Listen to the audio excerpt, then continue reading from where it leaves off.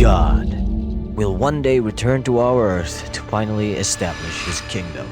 But until then, it is your responsibility to prepare for that by going to church every Sunday. And if you dare to even miss one, you, young boy, are going to hell, where you will suffer for all of your unforgiven sins. Is probably the most terrifying thing I have ever heard as a kid. Seriously, that shit got me to go to church every day. Not every Sunday, every day. But at some point, I kind of started to question what actually does happen if I just stop going to church. The Christian God is a forgiving God who is more concerned that you are kind to others and you do not let your own ego get so inflated. If you declare with your mouth, Jesus is Lord, and believe in your heart that God has nothing to raised do him with from being a the good dead. or bad person. There are people that go to church that are very cruel and rude human beings. There are also people who don't go to church that are some of the sweetest and caring people you will meet. Don't go to church. So you'll forgive me for not preaching here. I do not believe that we go to hell for not going to church. Spiritual death. That's kind of fucked up. Don't you think maybe... Spiritual cancer. Damn. Okay. This is why when I was 5, it wasn't very hard to believe and comply. But this disparity is also what led to my response when I was 12 years old and in religion class. The kingdom of God or nothing. The point of church is to prepare for the kingdom of God when he returns to earth. Its purpose is, first, to develop qualities of Christ in men, and second, to transform society for the better, and so it can be a more peaceful place to live in. What was the emphasis of Christ's teaching when he came among men? The first great proclamation was the announcement that the kingdom of God is at the fuck. Yeah, I think I'm going to hell for that one. Historically speaking, humans have been really good at hyping up God and the power that they hold above us. The power to judge, but also to forgive. The power to create or allow for creation as much as they can take it all away. To make great change or make anything at all. I mean, the guy created the universe. What did you expect? But the strongest proof of God's power comes from the people that carry out their will. Or, at the very least, what we claim that will to be. For every good deed and blessed meal, we've come to spread hate, erase culture, and cause ungodly amounts of harm, all in the name of God. So, how do games take this concept? Well, let's see. We have Noah's Ark, video game, and VeggieTales. Wait a minute, what? The common interpretation of gods in video games often put the player in the place of a god character, which seems natural considering that a 4-dimensional being taking part in a 3-dimensional world basically already equates you to God anyways.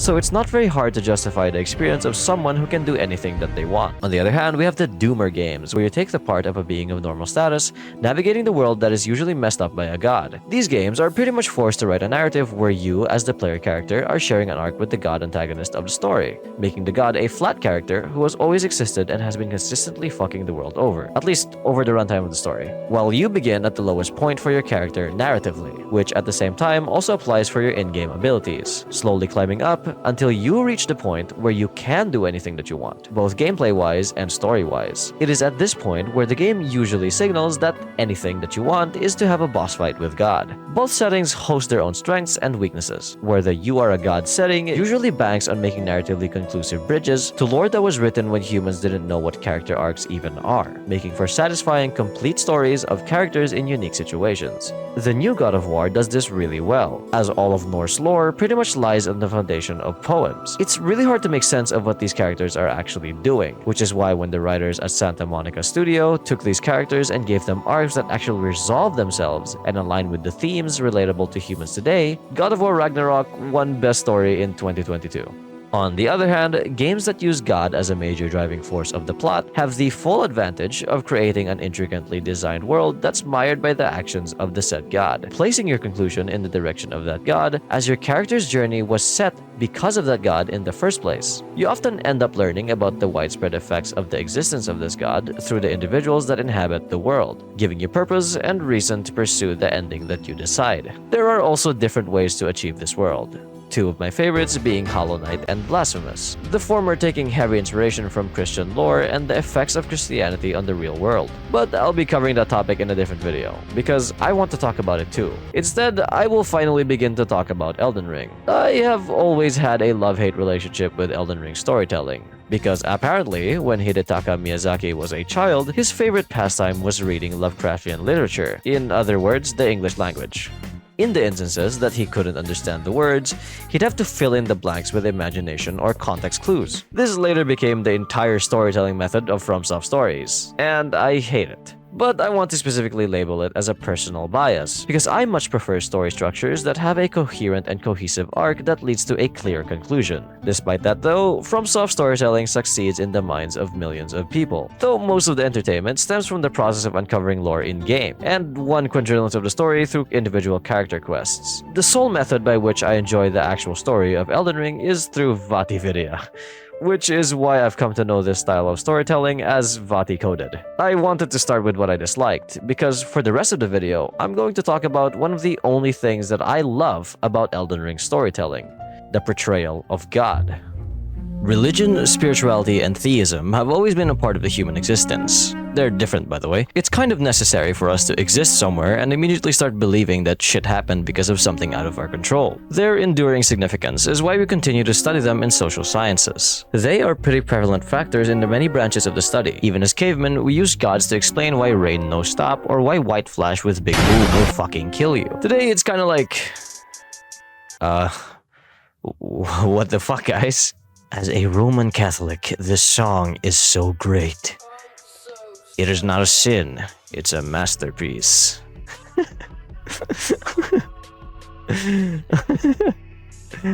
I know in my heart that Jesus is a chill dude, and he would probably like all these dope beats made for him. Okay, that's actually... God is the central figure of worship in monotheistic religions. Polytheistic religions are pretty similar, except the center is more of a fraction than a whole. Arguably, the most important trait that accompanies God is the fact that God exists in the context of humans. Our worships, our prayers, our beliefs, and the actions that we do in God's name or their teachings are ultimately the true power that God holds in the physical realm. We are the ones that give God the power. This is roughly the central concept of God's effect in the real world. Since this video is about games, I'll take a game example in Genshin Impact. The Archons of Genshin Impact derive their power through the faith of the people that they rule. It's demonstrated in different ways how that faith powers a god. In a certain case, literally powering something like electricity does. It is a very straightforward way of demonstrating that idea. What I think is most impressive about Elden Ring though is that through storytelling, mostly environmental, it shows the effects that the concept of a god can have on that world. Cranked to 1,000,000 of course due to all the magic and monsters present. Well yes, the game as a whole mainly covers the more god as a designation of great power or particular lineage. Its take on God as a concept is a perfect example of how to tackle the topic. Before I explain what exactly that means, I want to clarify the terminology I'm using here. A story is the main series of events that is presented to the audience. It pertains to the work itself. The plot is the specific parts in the sequence that make up the whole story. Lore is the history in your setting, including the myths, traditions, and cultures in the world. And storytelling is the process by which you present your story. Pictures, words, body language. In Elden Ring, it's gameplay, visuals, music, and voice acting. If you want to see exactly how that looks in the context of this topic, well...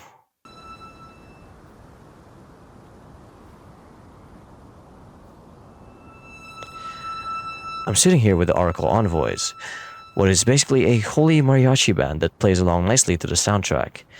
It is said that these guys actually appear out of nowhere to start playing music out of their pipes. It is a tune that is meant to herald the arrival of a new god.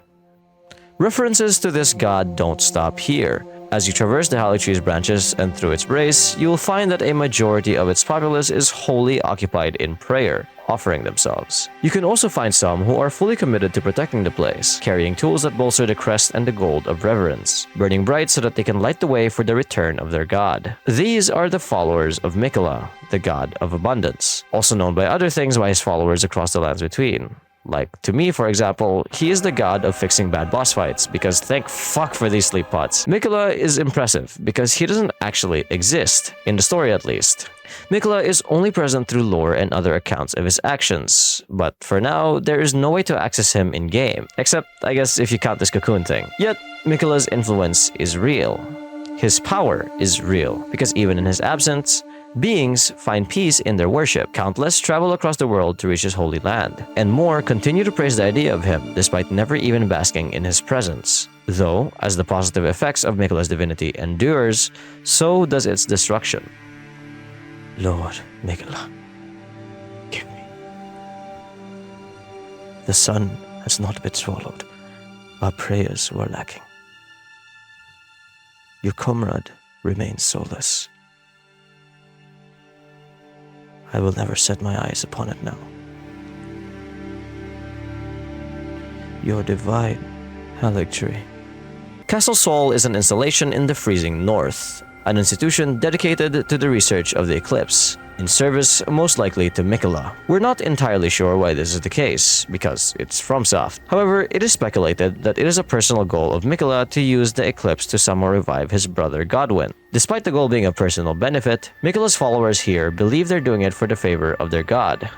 Aside from that, on the other side of the world is Caelid, where centuries ago, Melania and her Cleanrot Knights led their conquest, traveling the distance of the lands between in search of Miquella who had disappeared, culminating in one of the most devastating battles in history, leading to Melania to nuke an entire country, initiating a destructive spread of Scarlet Rot on the whole region. Until today, Caelid continues to battle the Scarlet Rot. Many throw away the hope of returning home to fortify the scorching walls of fire that serve to slow the affliction. Many creatures are killed. Those who remain adapt, but regardless, all that is left continue to suffer. Trace it all back, and you'll see the fate of this country was decided because of him. As we sing in chorus of the love and adoration of their holiness, as we hold out our hands and offer our hearts in prayer, as we offer our vows in baptism, communion, confirmation, and marriage, it is the faith that affirms our actions, faith that God is listening. As we hurt each other for the differences in our beliefs, burn and erase culture, oppress those who are even part of our religion, does God approve?